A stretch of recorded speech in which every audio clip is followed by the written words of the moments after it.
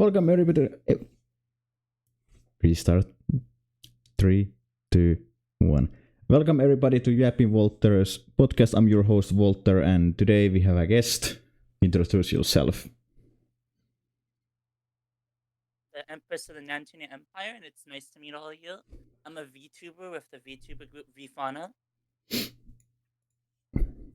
Simple and straight to the point. That's how I like things. Well, welcome to the podcast. I believe you're the 11th guest, if my mathematics are correct. But yeah, how you are, firstly? Oh yeah, I'm doing well. We've just been doing a lot of collabs, doing a lot of streams lately, getting to know more VTubers and some of my fan base. Okay. So in a nutshell, good. Really good, yeah. That's perfect. That's perfect. Yeah. Since you said that you're part of a group, what kind of a group it is? Because sometimes it is like there's a team, or maybe it's an art group, or like what kind of a group it is? It's VTuber group. I am the co-founder of the VTuber group VFauna, and we tend to hang out together. We stream stuff together. We're just a bunch of friends who formed the VTuber group, and it's been doing pretty well so far, I think, at least. Okay. And since you're one of the co-founders, I don't know who came up with the name, but why VFauna? Like, because most of the members are forest themed, or at least animal themed. Okay. So we figured it was a nice little name to have, as well as I really like the VTuber series Fauna, the Hololive VTuber, so I thought that was a nice tribute considering she graduated recently from Hololive. Yeah, I kind of figured that was one of the reasons, but okay, the animal part is like the biggest like the reason why it's the animal part, as well as people that would reside in a forest, like an alchemist would usually be in a forest and stuff like that. So okay. Kind of like what we have. For anybody wondering if they wanna join, is the group like limited, or is anybody who's like a VTuber or VTuber animal or VTuber in general allowed to join if they just ask? Or so we have a community part of the forum as well, so we can have both people that watch us and also other VTubers in there, and we encourage people to kind of network in there, like talk to people, and we try and set things up. As far as is it open, we have 11 members, I believe. We are currently looking for a couple. We have our eyes on a couple, so kind of process. But yeah, we're doing well. Okay. It's in a nutshell, at least to my ears, it's a small but funny, not a fun comfy group, basically. Like, yeah. Okay, yeah. That's I would say that's good way Yeah, to. I also used to be in another VTuber group, but that didn't work out so well, so I just made my own. That's a good way. If somebody doesn't work out, just like if you're part of a group or agency or whatever, if that doesn't work out, start your own. It doesn't have to be like the grandest ideas at the first, but start the small and see how it goes there. I would say is the perfect way. Oh yeah, absolutely. I tell that to a lot of people too. Like, if you don't succeed at stuff like this, always just try and do something different. Because, especially if you're a streamer, always try new things is what's gonna help you, as well as trying to see how different streaming styles work for you. Me, I am both an SFW and an 18+ streamer, so I do a little bit of both, so that I kind of get both fan bases. And I kind of feel like each person's different when it comes to what works for them, and just kind of try new things. Just if you feel like you want to try this style, if you want to try this schedule, if you want to work with this person, just do it. See what happens. Also, talking to people, networking is very important. As being a streamer, and I would suggest everyone try to reach out of it. Yeah. But although it depends what kind of a content creator you want to be, of course. Like Yes. networking is good thing, etc. Yeah. But if I don't know, if you are a storyteller who like tells like horror stories or something like that, then it's not as important. Just focus on your content and have fun. Nobody is perfect. No one is perfect of a content creator. No one. Not I don't know. Not Mr. Beast, but even though he's probably the most the biggest YouTuber, he's not perfect. Nobody's perfect on how they make their content. Or Markiplier is not the perfect gaming content creator. Nobody's perfect. Is what I'm trying to say. Yeah. And like in content creation is not that serious. Like in my books, it's not that serious. Have fun. Always have fun. I always tell people that too. Like, just have fun with it. Like, that's why I do it. I initially started VTubing because I've watched VTubers pretty much since they came out, and always liked how they acted, had fun. Mostly, if you're not having fun, I feel like an audience can't have fun. The most important thing is you're having fun. And if you're not having fun, your audience definitely will notice. That's what I've come to kind of find out. So don't try like follow trends either. If you want to do something, go for it. Like whatever makes you happy. Yeah, exactly that. And in the end, like if something sucks that in your content that you don't want to do, or is something that you don't like, and you fail in that aspect, well, take it that as a learning process. Oh yeah, and failure learn. is not necessarily failure. Yeah, exactly. Yeah. So you only truly fail is when you stop trying. So every failure is actually a good thing in a way, because that means it doesn't work and you can cross that off. Exactly.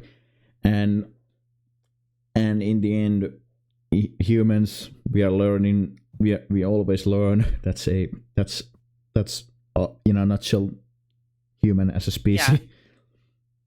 Yeah, as we go older, we learn and do different things, and learn different ways to do things, and like medicine for one. The amount of strides that medical field has come in 100 years is absolutely astonishing.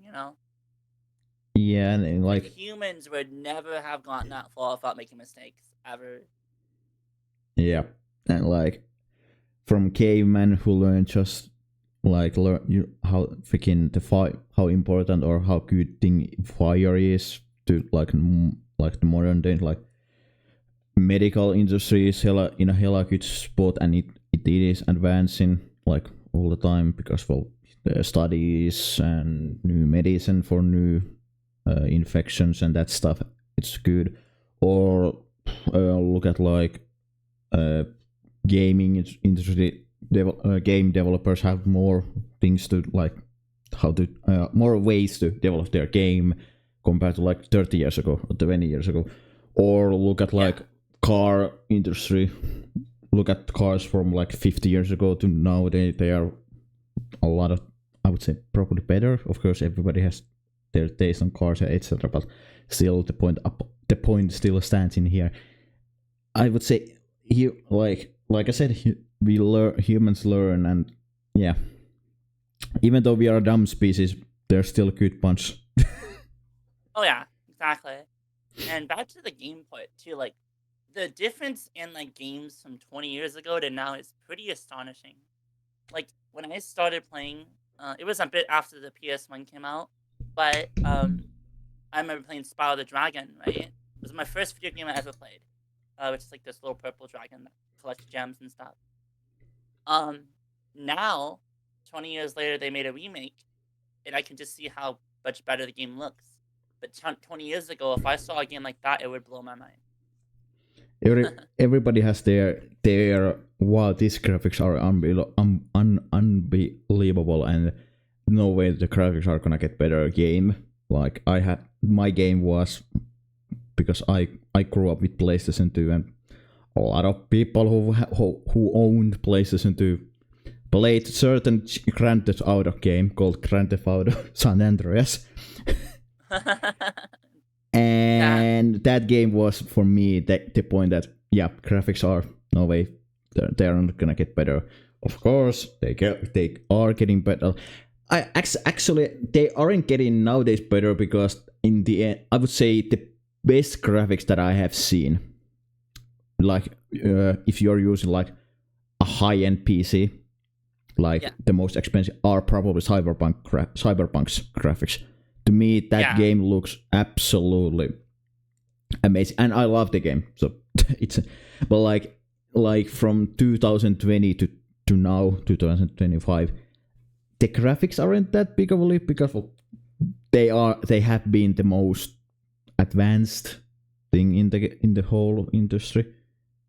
And I'm in the books like probably Grand Theft Auto 6 will probably be like, will probably be the peak. Yeah. But like that's like I don't like every game to be like freaking high super realistic. Yeah. Like and I think we've reached a point in technology where like I don't think we can go too much further graphics wise without like becoming like full VR.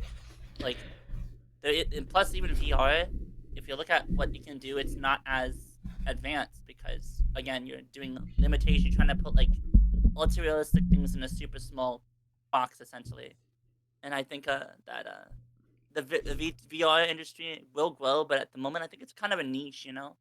Well, the thing is, it's always been a niche because motion sickness to some people, or they don't have a room big enough for like VR. Exactly. Like, I mean, also expensive the games are. Like, I would say not the games are not that expensive. The hardware to get VR headset is like $300, $400, $500. Yeah, around $250 and $299 for MetaQuest 2. But if you want to get like a better headset, it can go anywhere from $500 to like $1,500 tops. That's a lot. That is a lot to ask a person, you know, to like invest in. Yeah, and if you're a console player, have fun with PlayStation VR 2, which is like, I don't know, $700 or something like that. Yeah. Even though Horizon Mount the VR Horizon, I don't remember its name, but like that game looks hella amazing with PlayStation VR 2. Yeah. Just let me use that. Let me use that headset with PC, please. I would like that more than, even though I'm a PlayStation fanboy, always been, because everybody had that. Not everybody, but most people had that. Most people had that in Finland, like I did, and my neighbors' kids have that, and so I've been always a PlayStation fan. But like, that's me. I've always been a PlayStation fangirl. Always loved it, every game. But Sony as a company sometimes is a donut with their decisions to be like. Yeah, but the live service stuff recently. But that's also because they're a Japanese company. Japanese game companies, they do their own way. Like, look at Nintendo's. Like, they don't give a shit. Yeah, Nintendo does a lot of things. They don't give a shit about like emulation, for example. They shut down Yuzu, I believe it's called, or something like that. The freaking emulation platform. Which is dumb because they don't sell GameCube games anymore to like. And that it makes it hard to archive things. Nintendo likes to like try to sue everybody. Like or freaking sell fucking GameCube Classic or something like that. Give the people the option to like support the actual like support the actual like the freaking games, your like official games, and not like pirate freaking pirate. It's not pirating, but Nintendo thinks it's pirating. I really think that they could easily, because they have the Switch 2 coming out, what they could easily do is either add it to a subscription or put them like, you can buy them individually. Because I think at least the first party games, they could easily put it on like their Switch 2, because they have the rights to it. Yeah, I understand. So, I understand third party games. I understand like some random random Activision game from like 2005. Yeah, that's understandable. Like, give them option in Nintendo eShop to buy them like separately. Like, give me option to buy like, I don't know, Resident Evil 4 for GameCube. Like separately. Specific versions too, because the GameCube version had special things. Yeah, or like if that's not good for you, just do the subscription. That's like that will fix a lot of things. But like in the end, we love their games, even though their the company decisions are ass. Yeah. And I think that's what the average consumer kind of thinks about. They're like, oh, I love the game. Like, and if the games are consistently good, I think a lot of people will be like, yeah, you know what? Even though the business practice is not great, the games are really good, and that's at the end of the day, that's what we consume. Yeah. Speaking about business choices, hey EA and Activision, don't replace voice actors with AI. That's dumb. Oh yeah, that's a whole idea. Activision, yeah, no, I don't like that. Activision is worth of like 70 billion, if I remember correctly, or 80 billion or something like that, and EA is around 55 billion or something like that. You have the money. Yeah. Did you hear about Call of Duty using AI to do most of the downloadable skins? A good chunk of them. A good chunk of them, and the thing is, it's not dev's choice. That's the sad part. I have seen. Yeah, it's the people above that just. It's the higher. It's the higher ups. Like the higher ups are making the choices that let's use AI because it's cheaper. And the thing is, AI could be good tool, not a replacement. It will AI will be good finding for example, if somebody creates a AI tool for finding all the bugs, or for finding all the script errors or code errors in the that would be good. Good use of a tool. Good use of AI. As a tool, it's fantastic. But to replace normal artists and things like that, I think that's a big mistake. Yeah. Because when you lose the human aspect to anything, I feel like it just kind of falls apart. Look at VTubers too. As much as I like Neurosama, I love Neurosama. But I think what gets people to say VTubers like us, or any of us, is the person behind it. Yeah. If you don't have the person behind it, you don't really have the VTuber. Yeah, it's the human element that, imagine your ex-favorite game to be written with AI. It would be, Oh, that sounds awful. And like I said, AI is a good tool with if you wanna learn something, I would say if you wanna learn something really specific and there's not a good tutorial, use ChatGPT for that as a good tool. Yeah. But in the end, I would always recommend to use to watch tutorials for X things or that stuff. But if there's nothing and you want to learn X thing, use AI. But don't write your school essays or essay. Hey, ChatGPT, write my school essay ends up having 50 million errors. Or if your essay I had when I was I believe 9th or 8th grade, we have to write our own school own game fantasy world. I just took Five Nights at Freddy's World and write that down, copy paste. Did you get graded good on it? Did they see it? They read it. They didn't know where it was because I changed the freaking find the yeah, just changed it. They gave it they gave it a 9 out of 10. Oh, there you go. I laughed at because I knew that was from a game, but that was that was 2014, 15 when gaming wasn't that big. So I kind of knew that I was going to get away, but work smarter, not harder. So my school projects were kind of like that too. They had to it was a bit before that, but you had to get make your own story kind of thing, build your own world, and some of it was pretty funny. Mine ended up being really cringy. like, I don't remember what it was. All I know is my teacher kind of had to look like, what? It's like, that's the worst when your teacher kind of gives you the. So I was never really good at writing stories. Well, I'm better now. But before it was really bad. It's like, and also that's just me being a smart ass, basically. Like, Yeah. it's simple as that. Like, and I didn't need to use AI. I just need to freaking write the freaking story down, like, and that, and then exactly. I didn't use AI before. First of all, it wasn't a thing. When people spoke of AI, they usually meant like games like AI with enemies. NPCs. Yeah. That would, like, in Call of Duty, shoot at the wall and be like, I got you covered. Look at me. Boop, boop, boop, boop. Yeah, like, and that stuff, like, but nowadays, if somebody's saying AI, they either mean GPT or AI art or etc. That stuff. And I'm sorry for actual artists that if their art looks somewhat to AI, but it's not, they get flamed that you use AI, but in the end you didn't use. Yeah. I'm so sorry for that. Like, I saw a clip on Twitter that for streamer called Cotton LVA.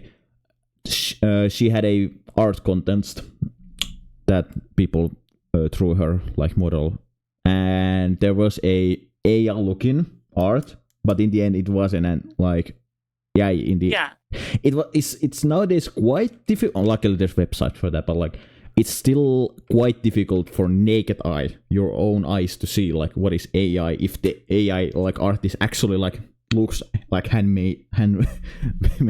Yeah. And I think that's the problem with AI too, is like not only does it like hurt creators, also hurts creators personally, because then people will start to not know what AI looks like, and then they just accuse people. And I feel like that's about as bad as the stealing art too, because then artists can't really make things because they'll get accused all the time. But then if they make things, you know, the art will be kind of stolen. That's why, like, when you see like there was I don't know if you remember, there was this one incident where someone was making a Biden Shogun artwork, and before they actually like finished making it, someone got in there, somehow saved what it looked like, and then used an AI to finish it before they finished it. So they tried to say, oh no, you copied my artwork, but no, it was really the person using the AI to copy this person's artwork, and it was like a whole big thing. I think that was one of the big things that like brought people's attention to AI, like kind of using people's content. Well, that's sad. Yeah, that happened like 2 years ago, I think. Like, and it was this like a big old court, almost became a court case and everything. Yeah, like the thing is, AI art in general is copyright free. So if you take like, if somebody of your like friend circle or like somebody you know is making art and like actually making art, and then you just screenshot the working process, and then you just do the rest of the process with AI. It's gonna be hard as it's gonna be difficult to like prove that this person actually drew it, and it's like as somebody who's not an artist but who's forced to basically draw art for their game, because hiring artists is not currently not a good option for me. So yeah, it's also very expensive, and I think what's also hurting the art industry is because it's also like kind of like a side effect of AI, is people have to raise their prices in some senses because they want to. I don't know. It's just like I've noticed when AI came out beforehand, right? Art was like, you know, a little bit less, right? And people weren't as like super competitive now. But now people are having to find out that like you have to compete with AI now. Because there are some people that'll be like, oh well, the art's expensive, so I'll just AI it. But then they don't realize what that actually does to industry. That in itself can cause rise in prices from artists. It can cause artists to be discouraged, which leads to them quitting art. Have you seen a lot of people like on Twitter? They're happening, they're quitting art, and also I think a lot of people critiquing art in certain ways, reading too much into certain things. Also hurts the industry of the artists, because then artists kind of feel like, hey, I don't know what I can draw because someone out there's gonna have a problem with what I draw. You know? Yeah, and like with Twitter using like AI, your art for AI, yeah, no.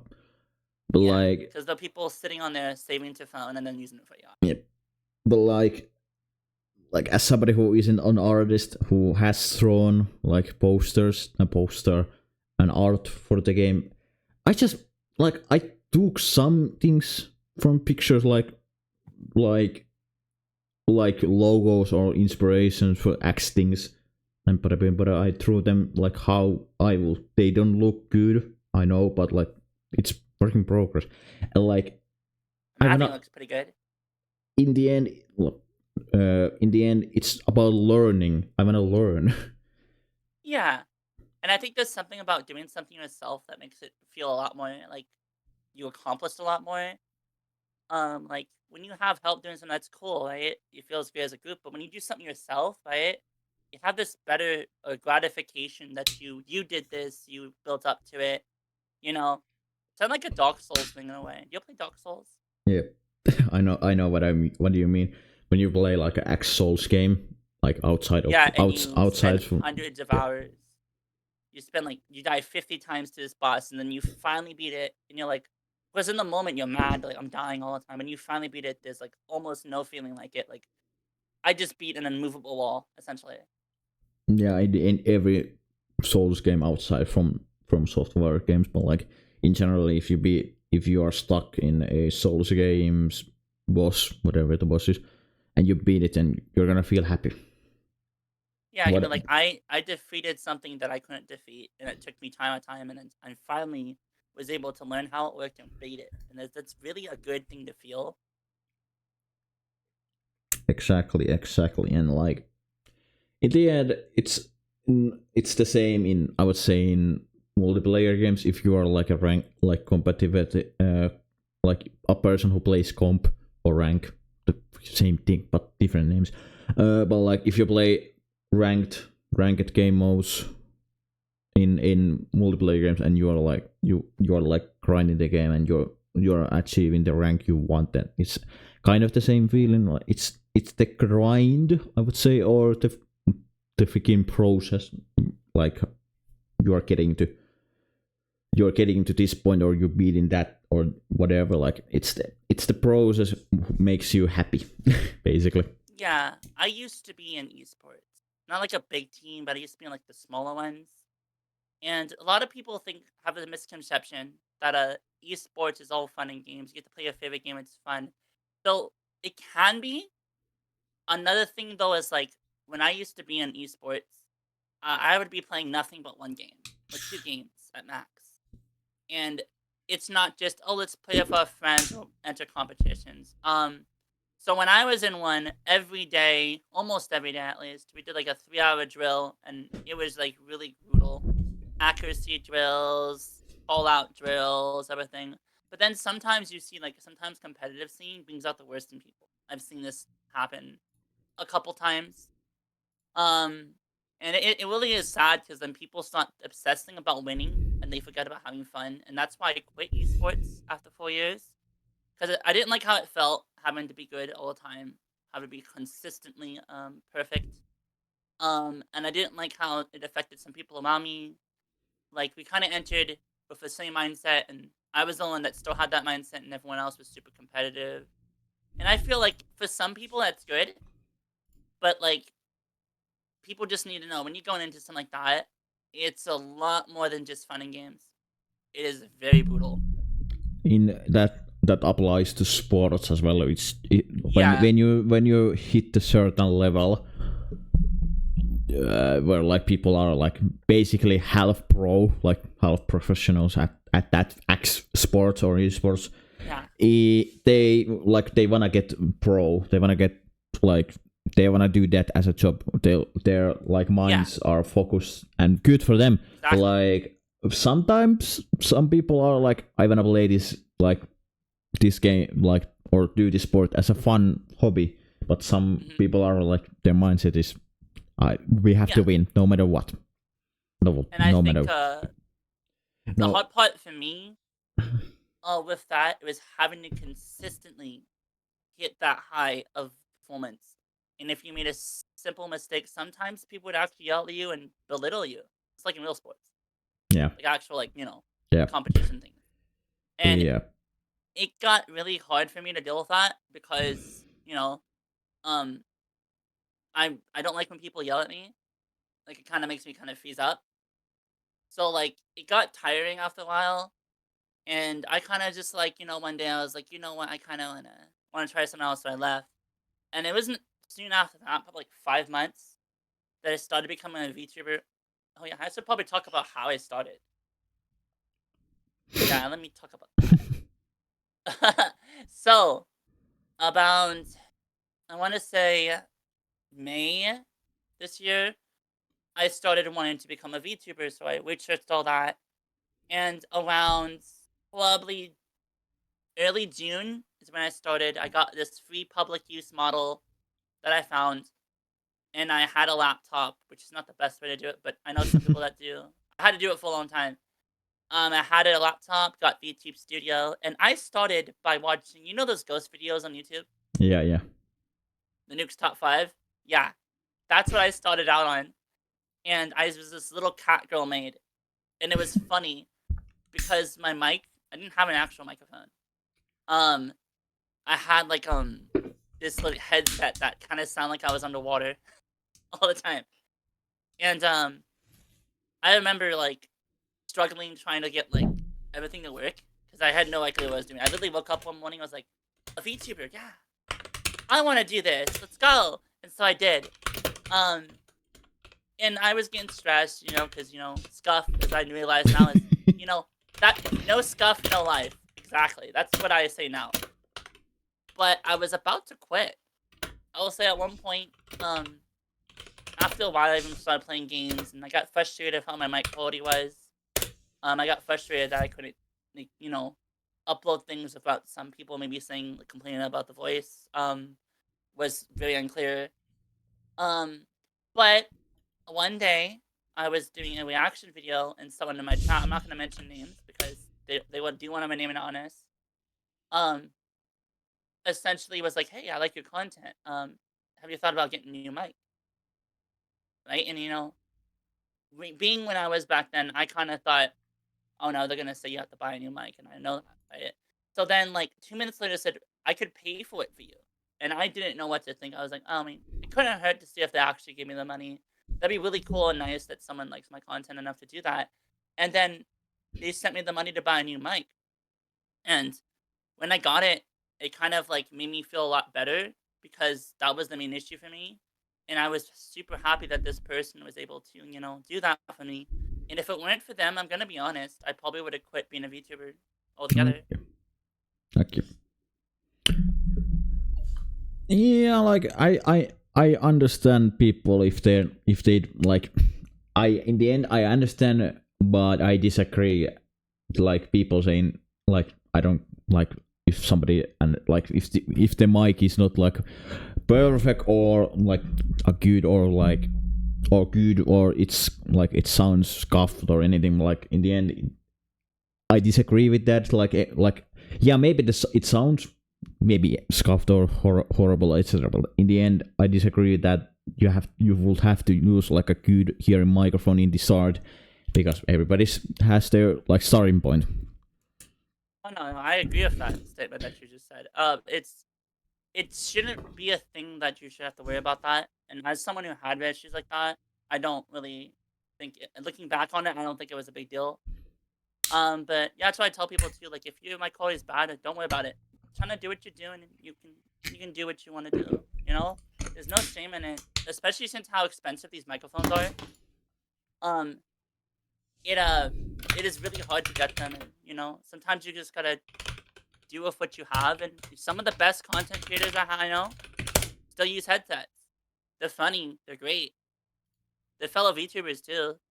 And I think what more matters is the person behind it more so than sound quality. Because I'm gonna be honest, sometimes when my mic peaks, it leads to funny moments.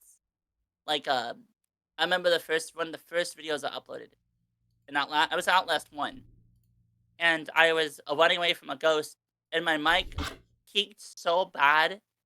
I screamed so loud, but it caught like the first 2 seconds and it cut off, and people love that. I like that. That was funny. So sometimes what'll happen is like when I get scared in a game, I want to have that again.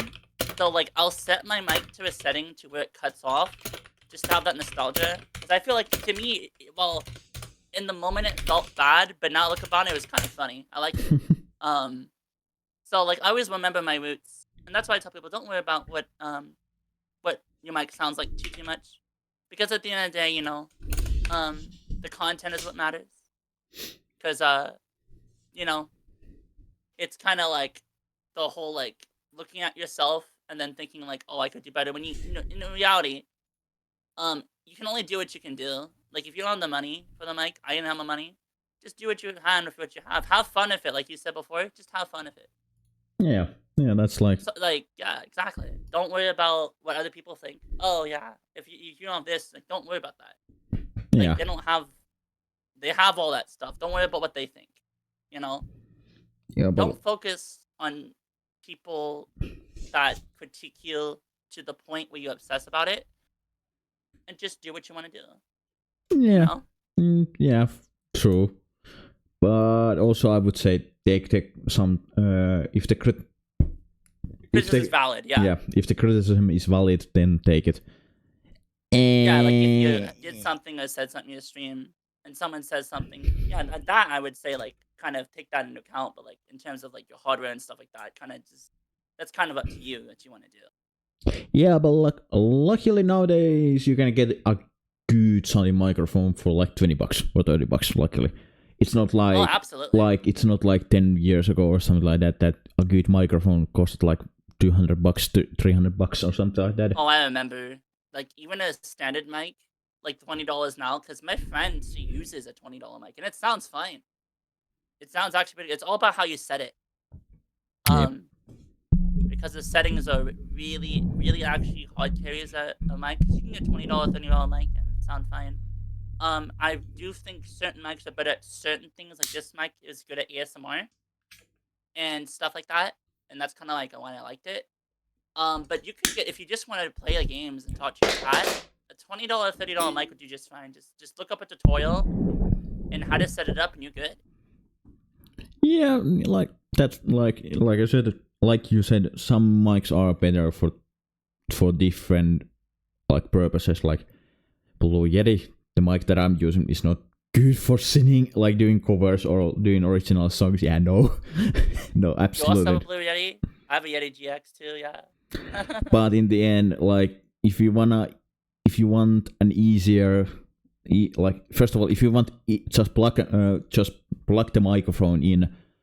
Get a USB, but if you wanna like if you want to tune up the settings like to your like more to your like preference, get XLR mic, because indeed XLR mics are better for with settings than USB microphone. Because USB microphone is just plug the USB cable to microphone. Yeah, and it goes through the cable and everything like that. Yeah. There are like Logitech's Blue lineup. You can change up settings with Logic software that Logitech has, but it's not as big than like using an XLR mic. But with XLR, you have to like get a audio interface, yada yada yada. But like, if you wanna easy freaking experience, like just plug and speak, get a new USB mic. Yeah, and I think the good thing I like about the Blue Yeti is that it has a lot of presets too, and I think it's very easy to like tinker around with, because I thought it was gonna be harder to do. So you kind of just have to like see what you want, kind of record yourself too. That helps, and just see how you sound and get it to the liking that you like. Yeah. Yeah, I have a setting for both my streaming stuff, and then I have a setting for when I do ASMR streams. So it's completely separate. As you know, Blue Yetis are really good for that. Yeah. So like I have 2 settings, and what's good about the Blue Yeti is that you can save a lot of settings, and it's actually really easy to use. Like you said, plug and play, plug and use. just tweak it a little bit. And I feel like that was probably the better thing that I bought because I was thinking about a different one, but it looked like a lot more complicated. So kind of for a beginner, I think Blue Yeti mic is very good. Like anything like from that company, very good to have for beginners for sure. I would recommend. They are good, but like most of Logitech stuff, they are overpriced as hell. That is true.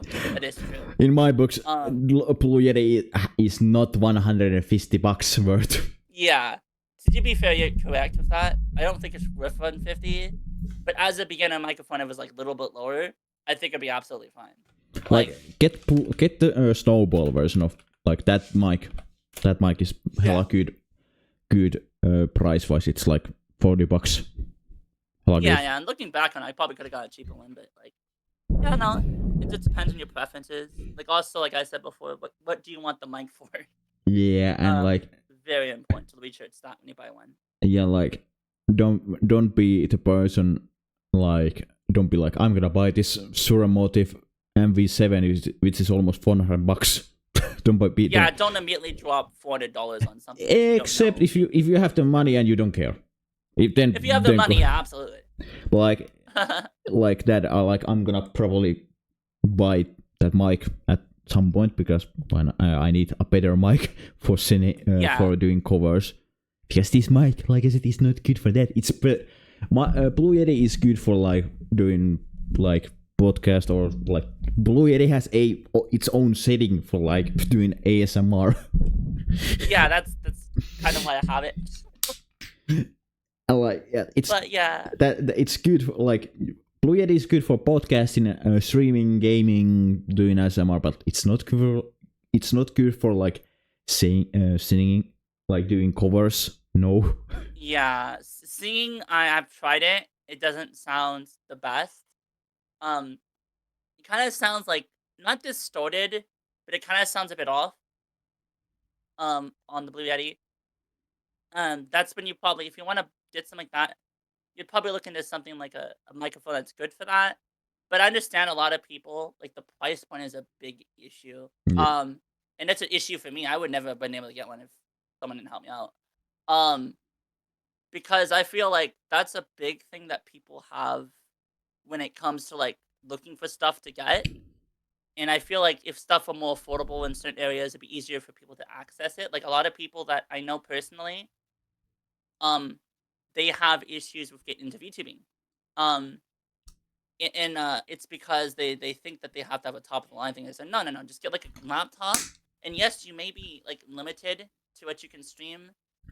But if you want to just start out, that's a good way to do it. Also, I do know people that think it costs $1,000 to get into VTubing. And I told them, no, you can get one. Well, it may not be your own. If you want to just try out a hobby, $20, $30 tops. You can do it for it. And they kind of didn't know that because when you look at like Silently, when you look at Cinder, when you look at all these bigger ones, and that's all you really look at, right? You kind of assume that to start the hobby, because you start out as a hobby, a lot of the time when people do that, you have to pay $1,000. That's not the case. It's kind of like any hobby, really. I think this applies to if you don't know if you're gonna like something, unless you have the money to just kind of throw out there, right? Don't drop a whole lot of money on something you're not sure about. I don't want you like using your money and being like, oh, I didn't like this, right? I shouldn't have dropped $1,000 unless you can afford it. I always think about not practicality, but looking at something that you think you like and doing it in the beginning to try it out, like a soft try it out, as I call it. Like try it out, spend as little as possible if you can afford it. That way you know if you like it. Because don't invest $1,000 in something if you don't know. Unless you can afford it. To me, that applies to most of the stuff except techno stuff like PC. You can invest like if you invest $1,000 for PC, you're a good way. You're in a good road. I would say because well, I mean like VTubing hobbies, like TCGs too. Like I know people that I play Magic the Gathering. I know people that wanted to try it but didn't quite know, and they bought like $1,000 of the stuff and then they didn't like it. and then they're like, "Oh, I shouldn't have done that." Don't do that if you don't know if you like a hobby, right? Yeah. Unless it's like you said, PCs, because with $1,000 PC will help out a lot. Like I have $1,000 desktop. I got it pre-built, which I'm planning to get the CPU replaced to a better CPU. But for $1,000 and maybe like a couple RAM sticks, this is gonna last me a while, and that's what I'm using right now, and I'm very happy with it. Because with tech, cheaper is not the best. Not cheaper is not always the best option, which kind of like double-edged sword. Um, but when it comes to like any other aspect in life, always try to like find a way to try something without like breaking the bank account. Yeah. And other Yeah. thing that you can spend on $1,000 is investing, because you're Yeah. basically investing. You're putting money, kind of to save, but Yeah. but possibly the money will. Possibly you will lose money, but at the same time, possibly you will win money with investing. Yeah. Like I don't invest into stocks, or like Yeah, the stocks company, is pretty etc. good to invest into. And if you And wanna, it's all about trial and error. yeah, and this is not a good advice, but I would say probably one of the best choices is Nvidia. Their stock is going up and up all the time because AI and that stuff. Like I would say, like techno companies in general are probably maybe the good options. Maybe They're probably a safer bet. Than like obviously how GameStop kind of worked out. Than smaller stores. Like when you go to like invest in bigger companies, it kind of just it's always going to be a gamble, when you do stocks.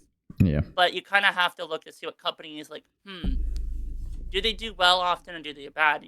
Like Microsoft, probably a safe bet. I wouldn't say it's the best bet, but I'd say like they're always going to be around, right? But you could also take away, if you have money to spare, you could take a risk too. Risks are all good to do in anything, because I feel like when you're like doing things, taking risks is how I got where I am. Just to see what works, taking risks don't work. You can't really. I always tell people, electricity wouldn't have been invented if not for taking risk and trying things that didn't work. I think that applies to anything. Risk taking is kind of essential to growth, and sometimes it don't work out, but that's fine. Try something else. Comes the whole thing of like failure isn't truly failure unless you give up. Yeah, I would say it applies to most of the stuff in life, but like doctors, don't take a risk in surgeries, please. Oh yeah, don't do that. Yeah. Like when it comes to like doctors or like stuff like that, don't do that. This applies to like other stuff. Like doctors, absolutely don't. Don't be like, oh, let's see if this works. Didn't work. Sorry. No, don't do that. Like doctors is probably the one profession where I'd say maybe not do that, because that's not good for anybody really. Yep. Yeah. And unfortunately that field was trial and error too, except that trial and error was kind of not a big deal. It was a big deal. Because in like the Civil War times, people, like if you had a slight injury to your leg, right? Or if you had like a little bit of an infection, because they didn't have the medicine, just cut your leg off. Yeah. Over time, we found medicines to like prevent that. Yeah. Like in medicine, they don't take risks. Yeah, no. Don't take risks. Like I don't want to be a guinea pig. Like, hey, buddy, try this out for me. What is it? I don't know. No. Yeah, nope. Absolutely, yeah, no, don't take it. No. But yeah, in most cases, I would say it's pretty good to take risk. Yeah. Yeah, you might lose on X stuff, but in the end, you gain more than probably you lose. Like. Yeah. If anything, you gain experience. Yeah, and maybe you gain experience. Like you will gain experience, or you gain some like learning stuff that you learned through that taking that X risk. Or because I've learned quite a lot in the last 6 months, but I'm not gonna say I'm an expert. There's certainly people that know more than me when it comes to like specifically VTubing. I just know what I've learned, and every day I'm learning new things, and I think that's for everybody. You're always gonna learn, and I would never say anybody's the best in any field. There's always gonna be someone that knows a bit more than you, and there's no shame in going to somebody that knows more in any field, and asking them, hey, can you help me? How'd you do it? How'd you become successful? How'd you make it work? I think that's really essential to succeeding is looking at people and asking them like what their experiences are. It's not going to necessarily help you directly, but it can actually kind of make you see what different things you could run into. Yeah, and like in my books, there are two kinds of best. There are your objective best, like best content, your favorite slash your opinion, your opinion about being the best content creator of like game reviews, for example. But then there's the other like being best statistically, and the third is best. in the third option is there is no best. But like there's three. I meant three, not two. But there's three like the statistically best. Like you can look like the best. I don't know, Formula One driver in history, being Michael Schumacher with the most and etc. You can look that, and then you have your opinion who's the best or your favorite. Yeah, exactly. You have personal favorites, and then you have people statistically that are the best at everything at a certain thing. And like I said, in YouTube there is no perfect content creator, but you can still have your opinion the best. Like I can say my favorite is Ackman because I like his game reviews. Ackman's pretty cool. And some of his content's fun.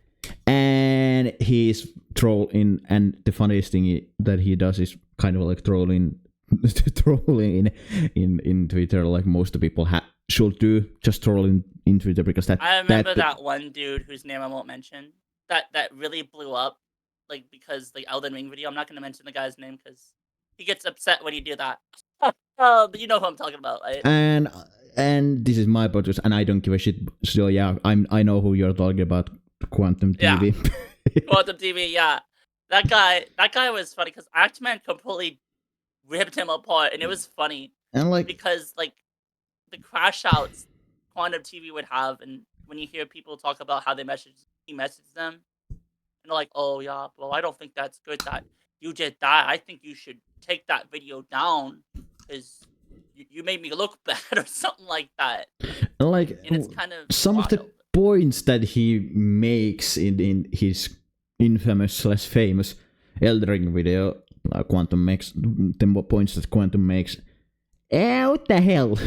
Like next gen graphics, like Elden Ring looks as great and like Hogwarts Legacy, for example, or he was like talking about like the next gen, like aka next year's game, like from Elden Ring came out on 2022, and he's speaking like 23 games.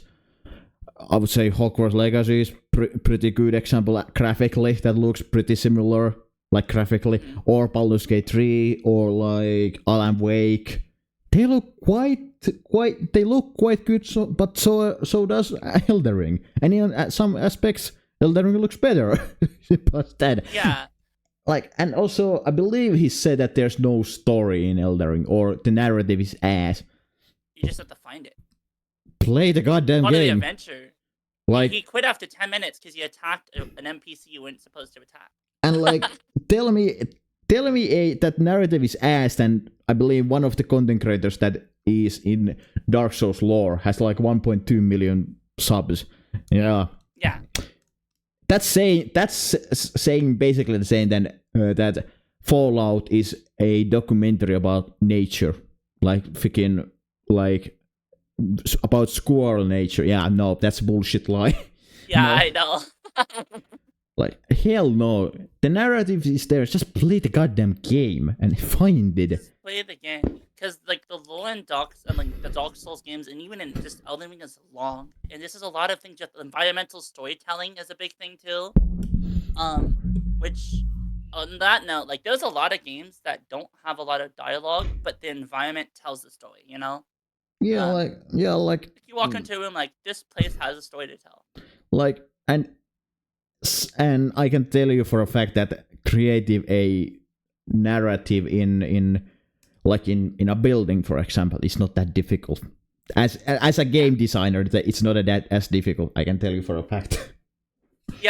because like because you don't have to have dialogue. yeah, and like for example, like a post-apocalyptic game, you can have like 2 skeletons there with a letter that tells a whole story. But boom. But you have a narrative that that's a narrative, and then in the letter there's something text. That's a narrative. Or you can have like a graffiti that tells something like it tells something. That's a narrative. It's not that Yeah. Quantum, your points were ass. His points were awful. Like, he's also kind of, there's some stuff that happened like after. He's pretty crazy. And like, did you hear about the whole thing he said about that one club? That whole like thing he went on that rant. And I don't remember exactly what he said, but it was wild. And that got him onto hot water because it was pretty bad what he said. Yeah. And then Actman made a whole like 5-minute segment kind of ripping the dude apart, but also making fun of him. It was kind of funny. Actman does it with such style too.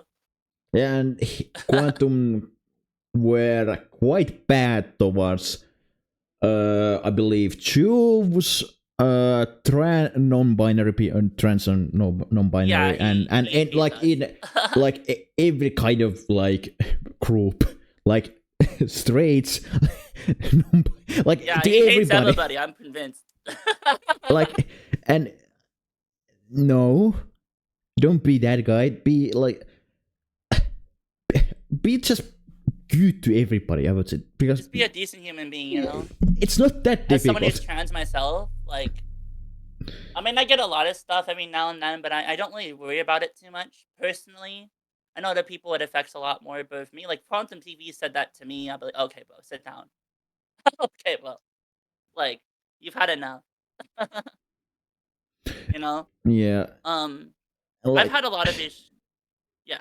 And like, but my wish is that if you're trans or non-binary, don't be like that guy don't be that person who, like, if I'm like get who I like, if I get your like pronouns like accidentally wrong, don't be like, yeah, you are just don't be like that, please. Because no, I'm not like that at all. I know I know somebody who was like that, but a few of my friends and that person's friends talk to Jins to her. See, I think and this nowadays, is a little touchy of a subject. Yeah, and nowadays he's okay with that. Like people accidentally saying wrong pronouns, and yeah, like if someone says it wrong once, right, and then you tell them, yeah, hey, okay, no, they didn't know. Just like don't automatically. If you never met a person, right, and they say something, you can't really get mad at them because you never met them, right? Yeah. And then after you tell them, and then they keep doing it, then that's not good. Yeah. Like, they don't know. They don't know. Just let them know. The point was that don't go like off the. Yeah, the point what I was making, don't be rude to a person because that person got on the first time your pronouns wrong.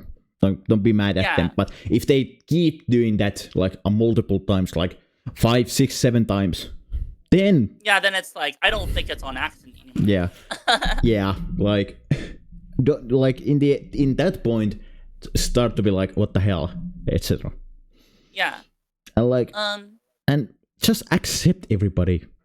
Like I think that's the big thing for me. It's just like be nice to people. Yeah, it's not that hard to do. Like, I mean, you can disagree with someone and just still be nice to them. Yeah, it's the same. Like if somebody says that they don't like Metro 2030, I'm like, okay, so what? It's your opinion, not mine. Fantastic game series, one of my favorites. Fantastic book series. Took me a freaking while to listen 103 books. Yeah, and I'm actually streaming this series on and off. I've been doing 2033. I'm planning on starting Last Night soon again because I played those games like 4 or 5 times through. I love those games. World building is fantastic. Everything in the game feels so atmospheric. Storytelling is fantastic.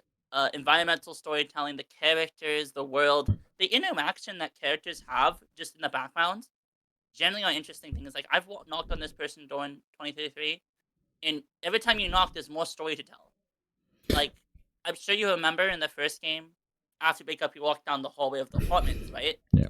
You see this kid playing on the floor and the dad, and the mom's dead, right? But you can tell that through the story, like, oh, is mom coming back soon, kind of thing. That you kind of get a whole story from that one little interaction, and I feel like that game really gets that right. Metro has peak environmental and background storytelling. Yeah, and like I would say, if you don't want to get your heart broken, don't read the books. I want to read the books. They are way different. They're way different. And I kind of figured. There's 3 main books, but 100 side books.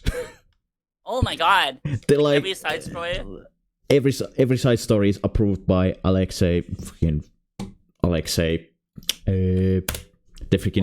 author of the books, basically. I didn't know that. I knew they had 3, but oh my god, there's 3 main on the books that you can, like, if you want to just the full story, just listen to them or read them. I listened to it audiobook. Yeah. But exactly. But the side books are like about Mexico. What's going on in Mexico on the 100 side books are approved by Dmitry Glugovsky. Sorry, I butchered your name. Sorry, but like he has approved every story. Yeah, and I think that's cool because like while you do experience the Russian underground in the game, and yeah, some of the outside and Exodus, there's so many stories you could tell in that universe. Like for instance, the DLC where Sam goes out on his own, and he finds this group of people in a submarine, and he's trying to find his dad. I think that's great as side story.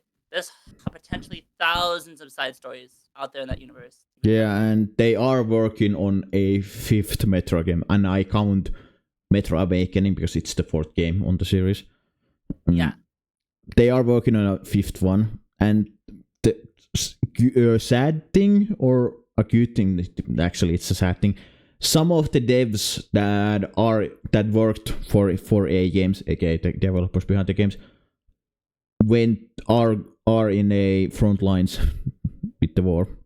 They are and that's why some of like they started a new studio on Malta. Yeah, you know, Stalker, it was developed in that kind of situation.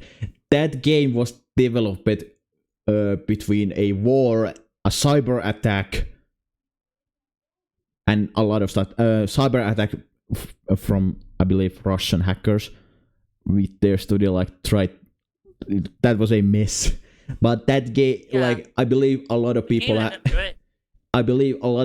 and I would do the same if I played the game, has understood why the game maybe has won some issues. Yeah. But it's really good. Considering the circumstances it's developed under, that game I think is really good. And it tells you like how the passion of the developers really shine through.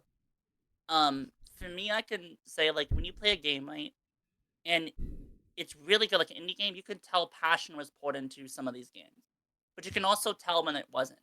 I think that's a big thing. Yeah, like, well, I would say Call of Duty multiplayer games are a good example of why, like, they feel like, they are yearly, but sometimes, like, for example, like, I love Call of Duty Black Ops storyline. It's amazing. And in that, though, like, the campaigns on Black Ops games, I'm not excluding Black Ops 3 and 4 because 4 didn't even have a campaign, and Black Ops 3 was a mess of story. But like the campaign was such a mess.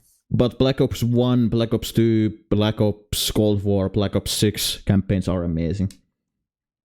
Yeah, I haven't played 6 yet, the campaign. I do want to play that and stream it. I heard it's really good. All the Call of Duties, with the exception of like couple, have really good stories. I think Infinite Warfare even has a good storyline. Yeah, that's say what you want about the multiplayer and everything else. That story is quite good. But if somebody wants to get in, like, to play them, well, wait for them to add them to Game Pass. Like, Call of Duty Black Ops 6 is on Game Pass and probably will stay there because Microsoft owns Activision. Yeah. That was the biggest purchase I've ever seen in the gaming industry, though. Well, it is the biggest. Because I believe Minecraft, well, Mojang was sold to Microsoft for around 4 billion, or not sold, or not sold. Not sold the freaking Mojang to Microsoft around like 4 billion. Bethesda or Zenimax or what the hell is the company's name, was like 7, 8, 9 billion. Yeah. But yeah, I believe, and Bungie, PlayStation bought Bungie for around like 4 billion. And I don't think that's worked out good for them, to be honest. So with Bungie, I feel like all they have is Destiny 2 right now, and I feel like it wasn't the best purchase. It was a response buy, I think. I think it was like more like, oh well. No, I have no evidence. This is my point of view here. The problem is it was a response. The problem is in the Sony in general. The problem is Bungie's leadership is ass. Yeah, it's bad. I saw it and I was like, "Oh, that's horrible." But also like Bungie is doing another game called Marathon, which is basically a remake from Marathon. The original Marathon came out like 1983 or something like that. So I'd be down to play. Yeah. And that new Marathon is, what I understood, it's kind of like Tarkov, like extraction shooter, which is, I'm hopeful it's gonna be good because, well, PlayStation has a somewhat okay track record with live service, like Ghost of Tsushima. That's not. I am not blaming Sony for that. Sony bought the studio. I am not. Sony bought the studio, and then the studio was they were already making the game, which costed like 200 and 300 million. I also think Jim Ryan played a part in that too. He approved all these projects. Jim Ryan is the reason why Sony has a lot of live service games, because it's the reason why they're in a lot of trouble right now, for sure. He's the reason why, like I said, he's the reason why Sony has a lot of live service games, because he's an investor. He's not a gamer like Phil Spencer is. Yeah. At least Phil Spencer plays games. Like he plays. Like there is a story that when somebody were like playing Fallout 76, and so that player came across Phil Spencer's account while he was playing, and that player gave Phil Spencer a loot in Fallout 76, and which is a lot wholesome if you ask me. Like Jim Ryan is your typical investor or higher up who doesn't play games. Yeah, Jim. So I feel like that's important for a company to have, is someone that not only understands what they're managing, but also has kind of a passion for, at least has played a lot of games. And when you have a combination of that and someone that knows what they're doing, I feel that's the best combination. But if you have just a businessman or just a business person in general, sitting on top, right, and not knowing what the hobbies the people are, not knowing what works, what people like, how games function, and just wants deadlines and money, they don't understand how long it takes to make games or the passion that goes behind good games. They just see money, like, oh, hurry it up, release it now. You know, I don't think that's good for a company. Personally. Just look at like Larian Studios. Steve Wicke, I believe. Sven Wicke is the CEO of Larian. He's a gamer. Look at Baldur's Gate 3 or Divinity Sin Original 2. They're fantastic games because, well, the CEO of a company is a actual gamer who understand what gamers want. Well, and Baldur's Gate 3, well, probably one of the best games that has made, in my opinion. Yeah, Baldur's Gate 3 was a huge game. Like, that game won so many awards, deservedly so. And I think that game is the gold standard for that kind of RPG, for sure. Yeah, like, but every other game after is going to be like kind of compared to it, which is a good and a bad thing. It's a good and bad thing. If your game is a medieval fantasy game, with RPG elements, then I would say it's good. But if your game is an RPG cyberpunk-ish game, a bad comparison. But not every RPG game needs to have like that a lot of like that amount of like options with like doing stuff. But like if an RPG game has that amount of options, good. But yeah, if not every RPG game needs to have like, the point was not every RPG needs to have like Baldur's Gate 3 elements. Yeah, and I feel like because JRPG and RPGs are kind of different genres in a way. I play a lot of JRPGs. Currently I'm streaming Atelier, Liza, the first game. And that doesn't have a lot of customization options. I think it's really one of the better JRPGs I've ever played. I'm also starting Eternal Radiance. I know nothing about it. Looks great.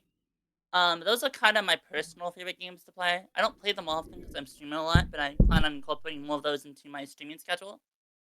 Because that's the kind of games I really like.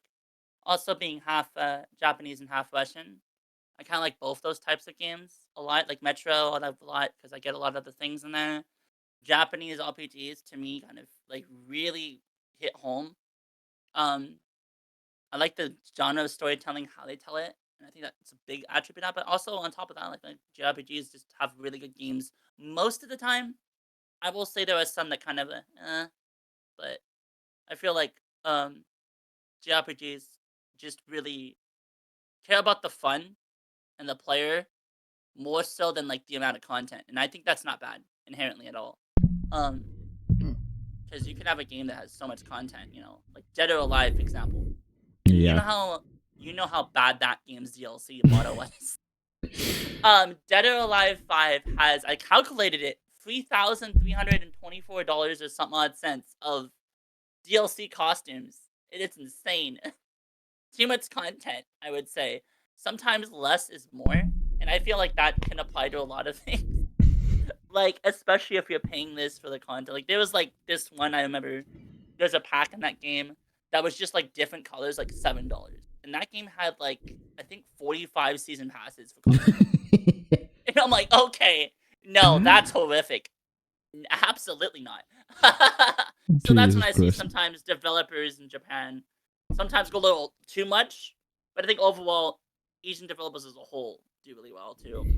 For RPGs, and I think American developers like not American developers, but like Western, like Bethesda makes really good normal fantasy RPGs. I think everybody's good at certain things. We can always tell when something has put a lot of time and thought into it. Like Call of Duty, though, you can't tell nothing was put into that, except like in the multiplayer and zombies fashion. They just recycling content, and I feel bad for the devs. I really do, because they want to develop a game, right? And they're just constantly told AI do this, and I feel bad for them, honestly. Yeah. Also, when a game kind of, especially if it's like with a big company, when a game kind of flops, I don't entirely blame the developers, unless it's like a small project and they clearly just pump and dump. But I really think that developers often are forgotten about and over like criticized sometimes the everyday average developer, unfairly, because they're just doing as they're told. Yeah, true. Yeah. And like you said, it depends on the project size. Like if the freaking game is developed by a small scale studio, for example, like if a studio has like 13 employees or like 20 employees or like 40 employees, etc., that amount, no, then I'm gonna blame kind of like the devs to make, if the game if the game is flop, basically. I'm gonna blame. But if the game has like 1,000 devs working on the game, I'm gonna probably say it's probably the higher ups. That's like I would then blame. A really good person to watch on YouTube. Bella the News. Never heard. So there's this guy that he's a developer now. He made his own indie game, and I think he did really well on it. But he also is a news video game news outlet, but he's independent, and he actually is really good at what he does. I'd highly suggest him. But he brings up a lot of bad points about certain things, especially now that he's an indie developer now. And I would recommend his videos if you want insight onto more fair insight onto the gaming industry. he is really good to go to for sure. Yeah, and like I said, it's about the size of this game company. Yeah, exactly. Like Activision, like has no excuse to like put out like what they do now. You know, I remember when Call of Duty used to be really good. Everything was consistent. It's because the devs had a lot more leeway to do what they wanted to do. And I actually talked to an employee because I go to the card shop, and there was an employee whose name I won't name because I don't want to get in trouble. Essentially was saying that like they do have very little creative freedom, if any at all, in the actual like studio itself.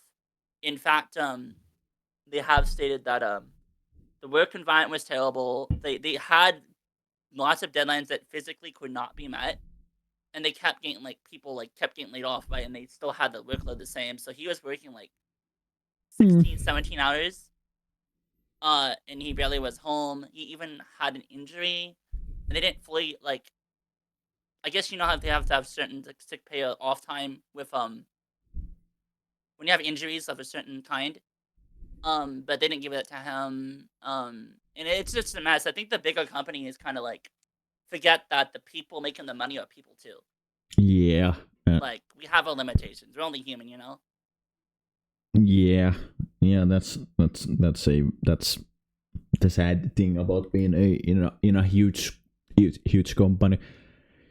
Usually, it's not the devs who make the choices of like, for example, like I'm quite sure that in for example in Call of Duty's case, the post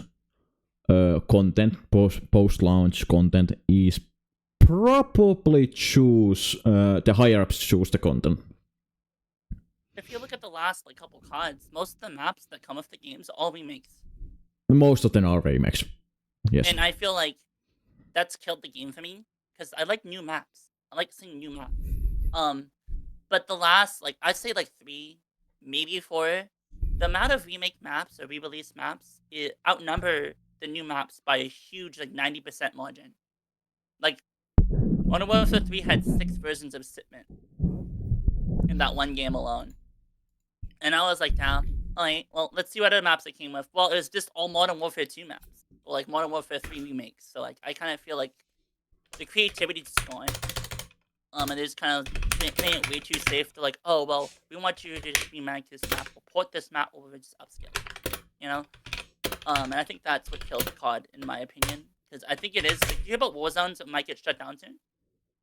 Yeah, and that's because every game company is basically doing that. The same thing. Every battle royale is doing that. Like Fortnite did it, Apex did it. Well, Fortnite and Apex cases, I kind of understand because with Apex there's like I believe 4 maps, and with Fortnite the map is all like basically every season it's changing. Yeah, and the Call of Duty doesn't change. The maps in Call of Duty only change once and then they go away for good. Like Verdansk, they're trying to bring it back, but the problem is you should have bought that back a year ago. That might have saved the game. It's not going to save the game now. It might, but it not might. What Call of Duty needs is a working anti-cheat. Oh, that's a big thing. People cheat all over it. Yeah, because the anti-cheat doesn't work at all. The freaking gameplay elements of the Warzone feeling like a big DDM, Team Deathmatch, and that stuff. But like if like most of the bugs and that stuff needs to be fixed. But if they can do a 180 with anti-cheat, start the anti-cheat being freaking starting to work in season 3 or when Warzone is gonna launch. If the anti-cheat is gonna launch, the bugs and are fixed, the gunplay like if everything is fixed in season 3, good. Then it's gonna be a 180. And also when Verdansk War originally came out. Came out. The map had a story. The map had a story, like an actual story going on. There was a storyline in all these maps. Now I kind of feel like there's not. And people can be against this, but like I want to play a map where there is a storyline, like like environmental storytelling and documents to find. Yeah, it's more better. Like that stuff. It's way better than playing a soulless map. And like also the freaking Call of Duty skins are a little bit over. There's too many. The problem isn't that there's too many. For me, the problem is how they look. And the price is also a little bit too high. Like you look at Fortnite when they sell individual items, like you know how you can buy bundles, right? But on Fortnite, a lot of the bundles you can buy them individually. I feel like if COD did that, they could sell more because half the stuff in these bundles I don't care about. And like, I don't like the thing that with Call of Duty that there's a unicorn. In a war game, why is this here? Like, for example, finals. That I will understand why, because the game is in a simulation. The game isn't realistic, quote unquote, because the Call of Duty isn't realistic. But like, it's Call of Duty is in a Black Ops 6 is taking place in 1991, I believe, or something like that. Why don't have a option for like classic skins or something you would kind of be more likely to come across. Or a option that you only see skins that are like realistic in skins that are in a shop that are they look somewhat realistic, not like. Or you can put a setting where you can set it to if you see them or not. Like you were saying, it's like if I want to play Call of Duty, I may not mind it, but other people might. So like there should be like a setting that makes it so you don't see those skins. And I kind of feel like that would be helpful because I always tell people options are good. Like I don't mind if someone wants to censor something, but have an option whether you want the censor on or not. Yeah. Right. Like if someone's like, oh, I don't like that in the game, we'll just have an option to turn that specific thing off. Like there is no reason to change an entire game, because of something like that. Just like add an option that toggles. Toggles are very easy to do. Yeah. And it comes to those kind of if you have especially a big project. Yeah. It's not that hard for a big company. Yeah. And I just kind of feel like a lot of games kind of overly censor certain things. Yeah. Well. For example, I know.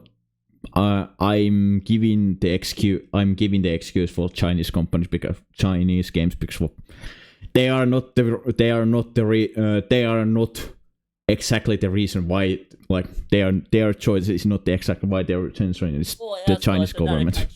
You know, I just tell people like different, like Jolly Somali, right? That guy that was a menace, and so he's finally gonna get. I know. I feel like if you go to other countries, respect the laws. Yeah, well, and but like the point that I was making, I understand for example in Chinese games that why certain words are censored even though it doesn't make any sense to me. But I understand. Yeah. Like different country, different rules for game development. Try to write Taiwan in China game. Yeah, not gonna work. Not gonna work. No. No. This is a lot of things like people seem to like. You can always tell if censorship's forced, or if censorship is kind of you have to put it in there depending on where you live. Because every country, like you said, has different rules and regulations depending on every industry. So that's why certain things might be censored. But then there's other things where like you can tell like they just censored it, like they didn't have to, but they did. And that's when I say the toggle the option to be there, to censor it or not. Because, Yeah. There's some games that overly censor and it just does not look good. Yep. But like I said, it's something that I cannot do anything because I'm not a president of China. I'm not the president. Yeah. What I always tell people too, like, don't worry about things you can't control.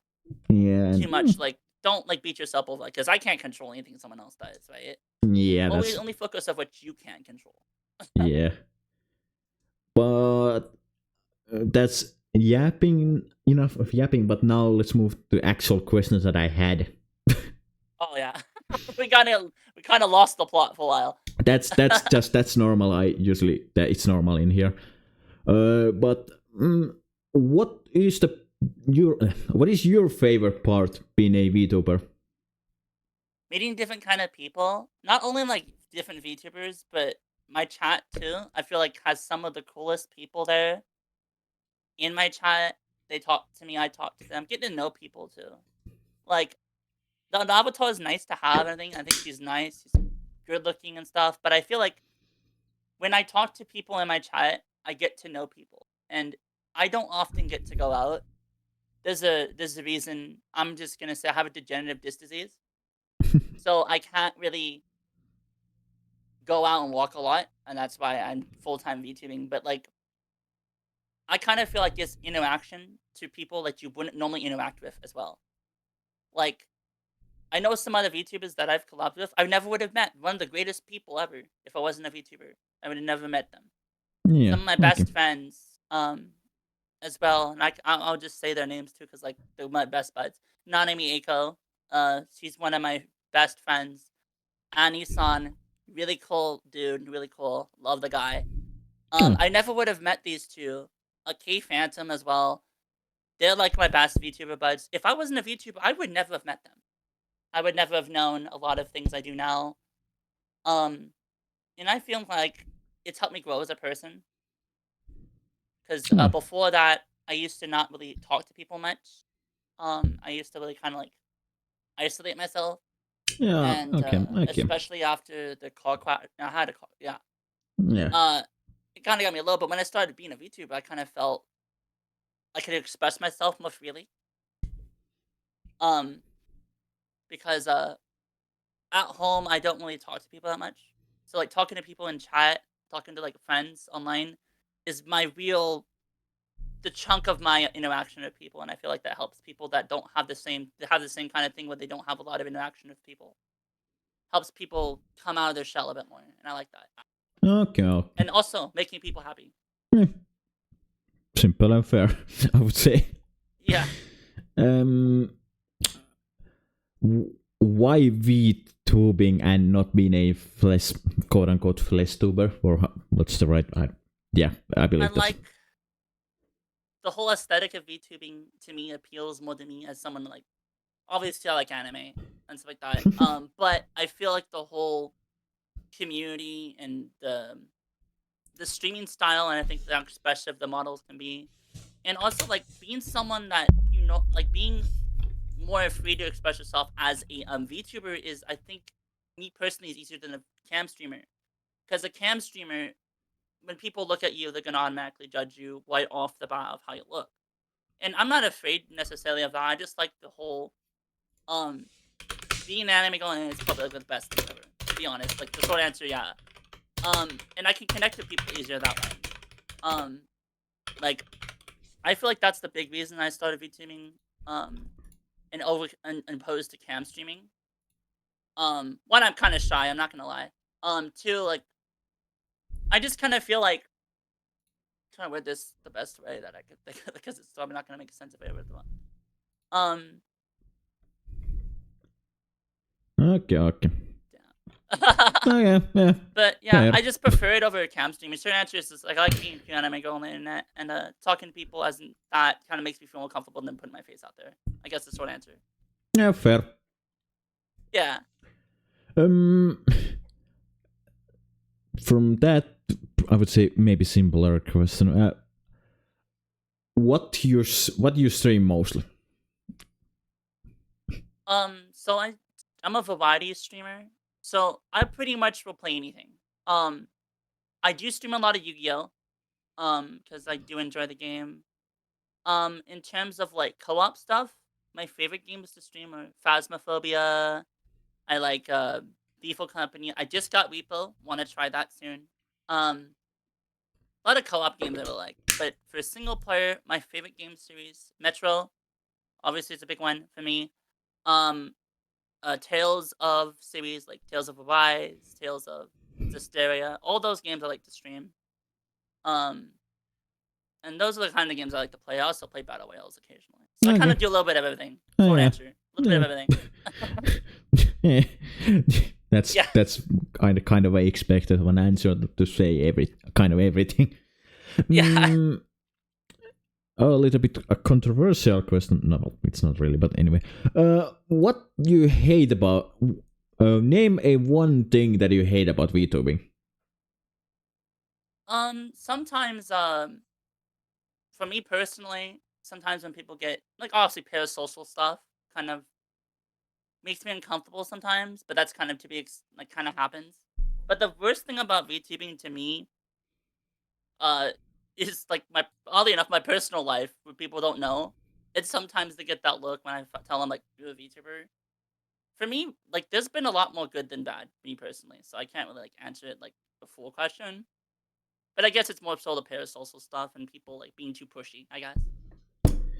For me, it's what I call fake VTubers who put the freaking tweets there on their like I don't know for like example they put their tweets link to their Twitter bio and then there's nothing, no rule for chat and that stuff. Yeah, I know exactly what you're talking about. I hate that.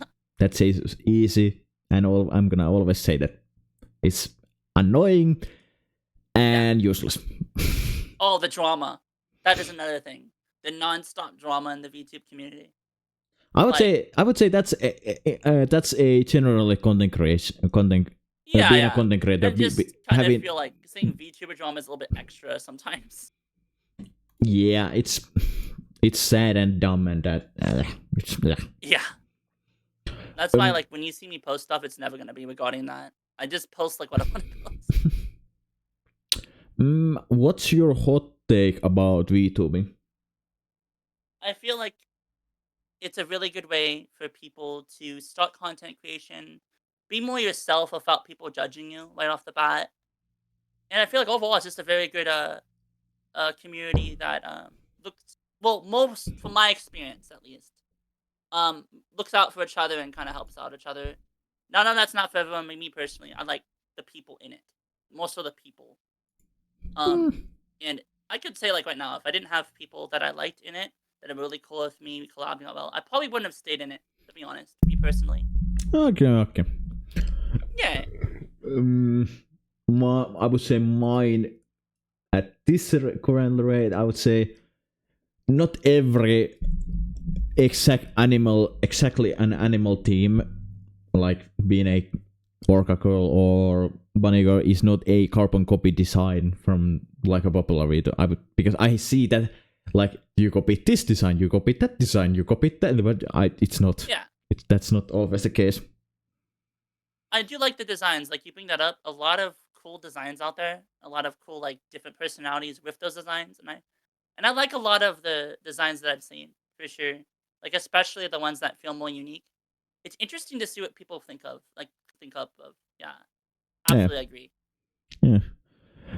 What will be your dream collab?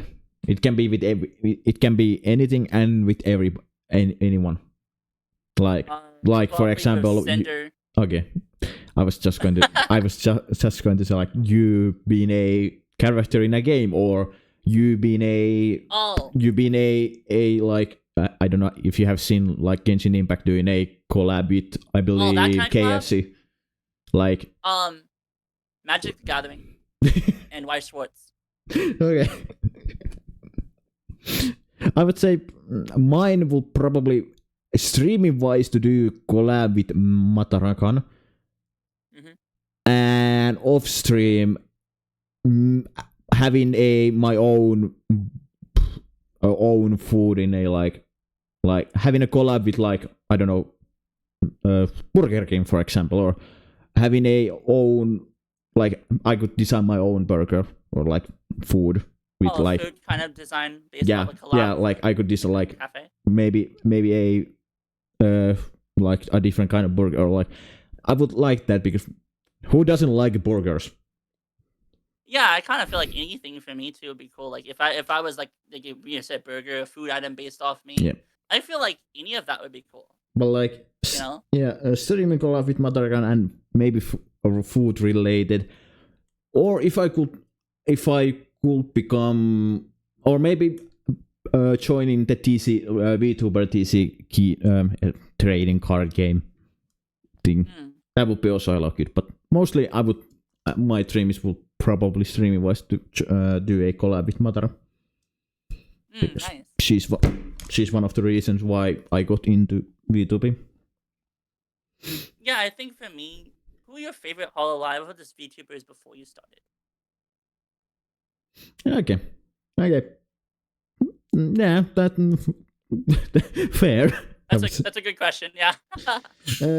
And that, like, what would be your dream collab? That's a basically kind of like always moving question. You can say one day this with this one, and the next day you could say that. So it's always rotating. Yeah. Yeah, it's rotating.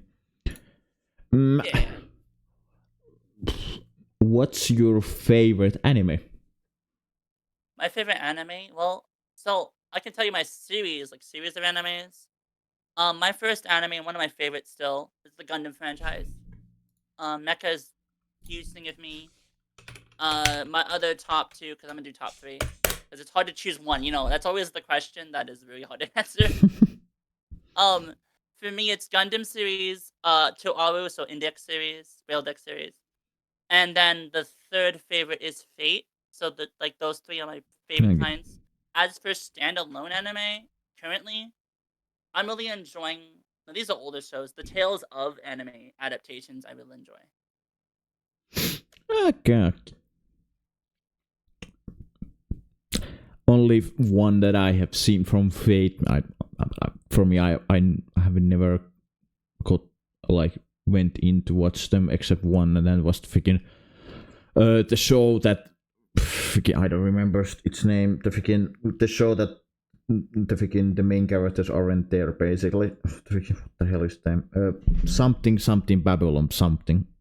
Oh, absolutely demonic front. The show that the main character and the second main character, I would say the freaking wife who has a freaking shield. Oh, MASH, yeah. That's the only one that I have seen. Yeah. So Fate, you know Giga, like the whole Fate thing. Yeah. It's pretty much like that. That's not a inaccurate representation of Fate. I would say that's not the best to start off, but like I said, everyone has different opinions on where to start. Well, I think as a standalone show, it's good, set piece wise. It's a standalone standalone series and movie. It has 2 series and a movie or something like that, and that's why I got into watching that, because I'm always been I don't kind of care about Fate, but that looked interesting, and it kind of didn't have anything to do with the mainline Fate series. Yeah. And I was looks interesting, let's watch it. And yeah. The other one I would say is good is Apotheca. It's also standalone, more or less.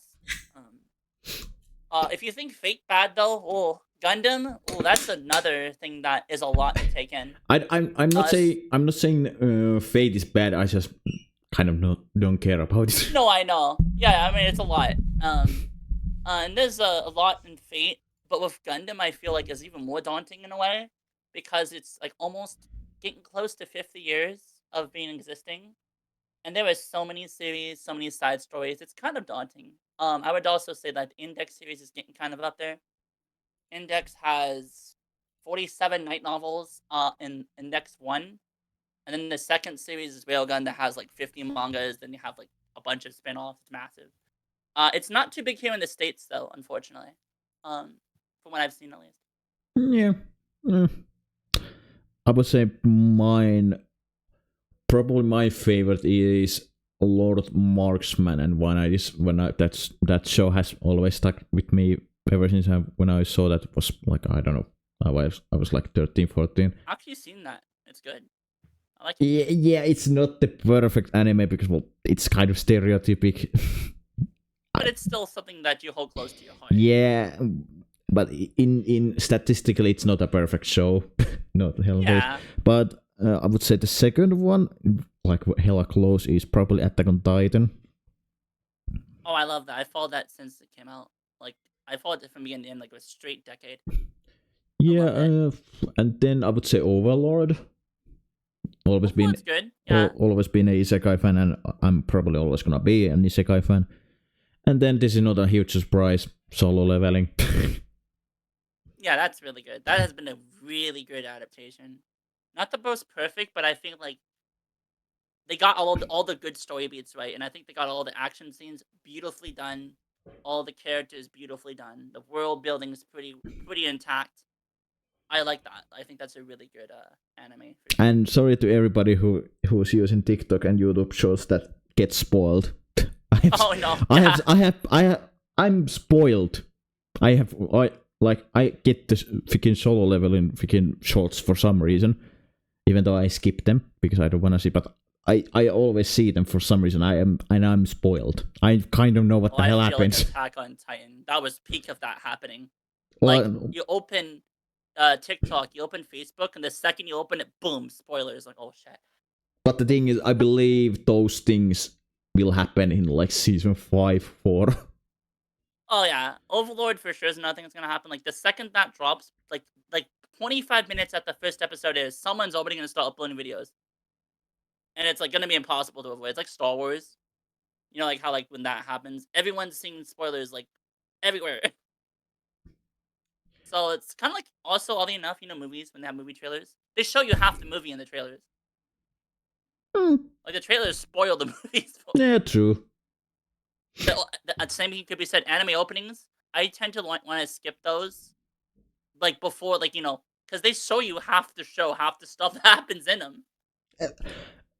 I can speak only on Attack on Titan, and first of all, like in the like season 2, there's a full on fight that didn't happen on the opening. Yes.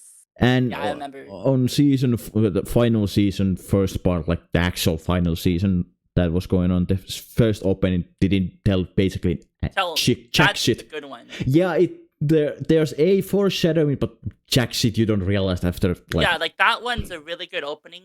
The song's a banger, but also it doesn't show too much. But if you wanna talk about like full on spoilers, just look at season 2's ending. Yeah, it's basically there's a full on spoilers that the anime guys that sounds horrible. The anime studio and the freaking animators did because that didn't happen in the manga when that was happening in the anime when they animated the ending. So they basically guessed. Yeah, they took a wild shot and it ended up being kind of true. Or more likely, Isayama told them. Because Isayama has been really on board with the anime. Yeah, because I believe he did sign a contract with the anime that he was going to be on the like animation part, that he was like gonna be like that guy. Actually gonna be that guy, which is well good.